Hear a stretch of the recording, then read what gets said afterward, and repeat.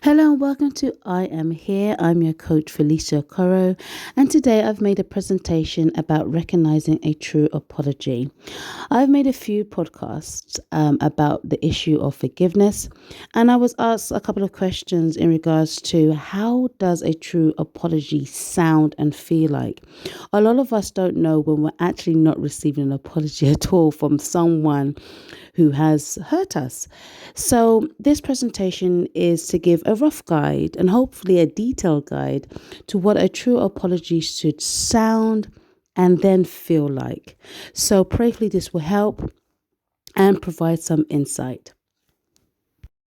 So, number one, the individual must understand exactly what they are apologizing for, but should not follow after they have said, I'm sorry. Absolutely. When someone is apologizing and someone is truly sorry for an offense they may have committed towards you or towards anybody, or you may have been the one to commit offense. When we're offering an apology, we need to know exactly what we're apologizing for. This opens up the door to awareness of what we have done, how we've behaved, how we've even reacted. Now, if a but is added, for example, I'm sorry, but this is usually called an excuse apology, which we'll talk about briefly again further on in this presentation. You don't want to give an excuse. An excuse shouldn't be given when somebody's truly sorry for what they've done. The whole intent of an apology is to ensure that whatever was done in the first place to cause pain is never repeated again. So the key is awareness. Once an individual is very aware of what they've done to cause pain, to cause hurt, the likelihood is they are not going to repeat that same mistake again. They are not going to go out their way to hurt you purposely or unintentionally because they are aware of what their behavior, their actions, the words, whatever it is, they are aware of what they have done. But once you add that word but, it's an excuse. And the likelihood is another offense or the same offense could most likely follow again. Number two, the individual must take accountability. There must be an explanation to why the individual behaved in a way to cause pain and hurt. Once again, I think this goes back to the whole issue of awareness. Once the individual is aware of how they behave to cause pain, then they are open to take accountability. And through taking accountability, they should be able to explain why they behaved in a certain way. And this does require a lot of humility. You will find a lot of people who do apologize. They rarely take accountability most times, because you need to be vulnerable at this point, I do believe, in order to explain why they behave that way, which may not make sense to the person that they've hurt. But nevertheless, that is the characteristic of a true apology. Through understanding why an individual has behaved in a certain way is most likely able to prevent it from happening again. So the key here is about the prevention. So an explanation has to be given to why they behaved in a certain way, and they have to be very accountable for their behavior. Number three, the individual must display remorse and empathy. They should be able to express how they would feel if the roles were reversed. This is so important, empathy being the key word here. Because when you're able to empathize with an individual, especially someone that you may have hurt, you're able to understand, kind of put yourself in their position and know how the feeling of being hurt would impact the individual. So, for example, if somebody felt deeply embarrassed by the way another person spoke to them in public, when you're showing empathy, you're able to understand how that embarrassment will make them feel. So, through showing deep remorse and empathy, it will all lead to reflection, a deeper understanding, accountability, and most importantly, prevention. So you will prevent yourself from doing anything again to hurt that individual, because you're able to understand how they felt in the moment when they were receiving the pain or the hurt. So this once again would lead someone to be very humble and, yeah, somewhat vulnerable as well. So remorse and great empathy. Number 4, the individual should ask what they can do to heal the situation or feeling of the person affected. I think this is where the whole healing process really starts, because once an individual who has caused offense, when they are able to say, what can I do to heal the situation or the feeling of the person they have hurt, this is once again a sign of awareness, accountability, and deep remorse, in the sense that they actually care about the person that they have hurt. Not only do they care about the person they have hurt, but they also care about themselves. I think this falls into the category of forgiving oneself. So they now start to work on rebuilding the relationship with the person they've affected, and personal development within themselves also. It shows great remorse and humility, and the wanting to be able to heal rifts and to move forward in positivity. So once again, this is a very strong characteristic, and we should watch out for it as well in an apology, because this for me is the groundwork to true healing and moving forward and letting go. Number 5, the individual should state what they would do differently in the future. This is definitely about reassurance and building back trust. So the person that has caused the pain would literally put a step-to-step process to what they would do different in the future. So for example, if the person publicly embarrassed somebody, they will probably say, I plan in the future not to call out your wrongs in public. Rather, I would speak to you privately and discuss it one-on-one. That's just a basic rough example, but you get the idea. So it has to be a breaking down step by step. What are you going to do differently? This shows accountability. This shows remorse. This shows awareness of behavior, actions, words that were spoken. So through this, once again, it goes back to that word reassurance, building of trust, and building back rifts and being able to move forward. And this is all part of the healing process, because we all want our futures to be different from our past. So here are some few examples of an insincere apology, which I took off psychcentral.com. And, I found this quite interesting because we all have been, if we're honest with ourselves, we all have been on the other side of the spectrum of giving a not so sincere apology. So this was quite reflective for myself, and at the same time reflective in the sense of apologies I've received in the past through other people.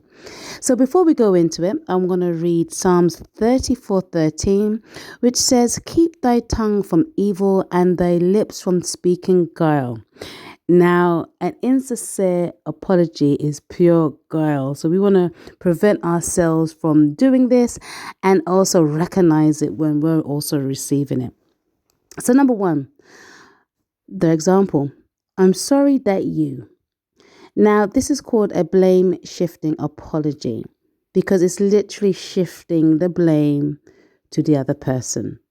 There's no accountability here. I think that's easy to say. And there's no reflection either. So literally, you're the cause. I'm sorry that you felt that way. I'm sorry that you think that way. That doesn't really hold much accountability. Number 2, I'm sorry, but it's that but again, and we spoke about it before. Once again, excuse making apology. Is the person truly sorry when they're saying, I'm sorry, but what? Once again, no accountability there, no acceptance of what has gone wrong. But I think we can say it's also blame shifting. I think that coincides with number 1. Number 3, I get that a lot with my children. I was just going to say. I was just doing whatever the case is. That's known as justifying apology. You're trying to justify what you did, which has actually caused offense. So the question is, are you truly sorry? Most likely you're not. Number 4, I'm sorry if. Who has said this, and have we heard this before? This is known as a conditional apology. So there's conditions behind this apology. I'm sorry if you felt that way. Well, no, if you've done something to harm someone else, you just say, I'm sorry for what I have done, and you explain why, and you go through the steps that we've previously discussed. So this is signs of an insincere apology. And some of us may not even realize that this is actually insincere, especially when you're in a relationship or been in a relationship for years. I've had somebody ask me, what does a narcissist apology looks like? And literally this can be considered a narcissist apology. So everything we spoke about an apology is, that is an apology opposite, so to speak, of a narcissist. Whatever we say an apology is, they do the opposite of that, basically. Got a bit tongue-tied there. So moving on. So number 5, I have already said, this is known as a deja vu apology. So a deja vu apology is basically somebody cheapening whatever has happened. So they really don't have anything left to apologize for. And an example will probably go like, I already said I was sorry. I've apologized 100 times. That's called a deja vu apology. And as you can see there, that's very insincere. Number 6, I guess that's known as a phantom apology. And it hints at the need for an apology, but you never really receive one. So it's not an apology at all. And this is quite deceitful. Hence why I gave the Psalms of prevent our lips from speaking guile, because this is very deceitful. There's no apology here. And an example of this would be, well, I guess I owe you an apology. I guess I should say I'm sorry. That's not an apology whatsoever. And this doesn't show anything that we spoke about. What I would say here at this point is that when we spoke about how a sincere apology looks like, when you're receiving one, especially face to face, always make sure to look at the body language of the person giving an apology, because the body can speak volumes more than actual words itself. And you should be able to see sincerity in the body language. You should be able to pick this up. I would strongly suggest going on a website like Psych Central to find out what the body languages are.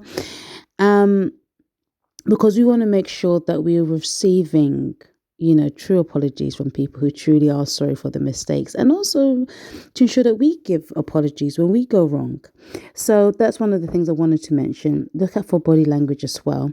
If you're receiving an apology via email or text message, then what we spoke about previously should help you have a better understanding if somebody's truly sorry or not. Okay, so number 7. Noted, I'm sorry, okay? This is known as bullying apology.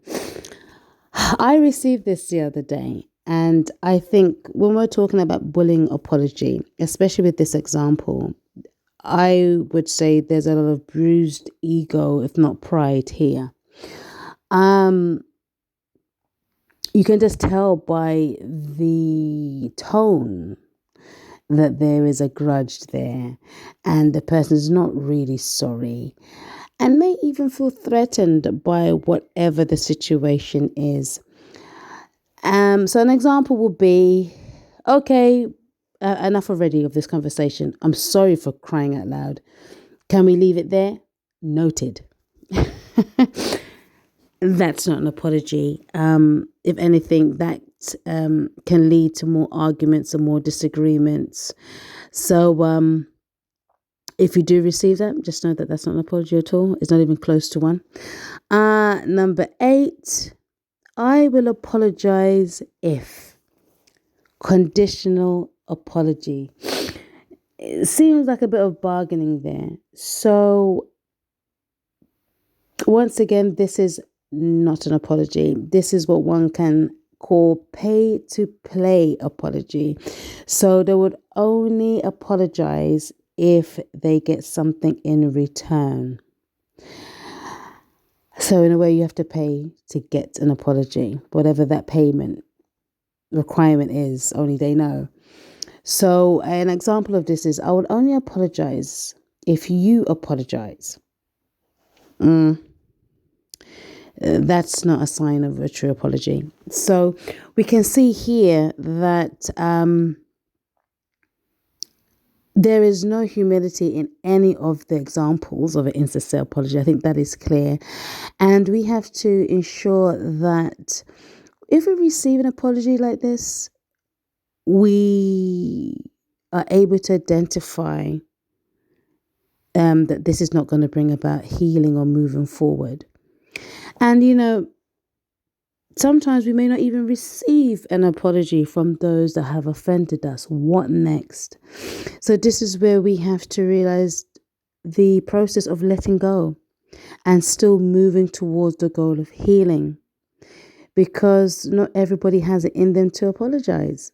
So do we remain stuck in the past or do we move on? And the key is to move on. So I hope that this presentation has opened your eyes to a couple of things, to how an apology should look like. I do know that sometimes when we are in the thick of things, especially in a relationship, we tend to just accept the blanket, I'm sorry. But if you notice, if you have ever accepted a very blanket, plain, simple, full stop, I am sorry, more than likely things do not change. So this is just a guideline to understand what a sincere apology is, and to also recognize what an insincere apology is also. So prayerfully, this will help you. Please don't forget to like, share, and subscribe. And may you guys continue on your road to healing.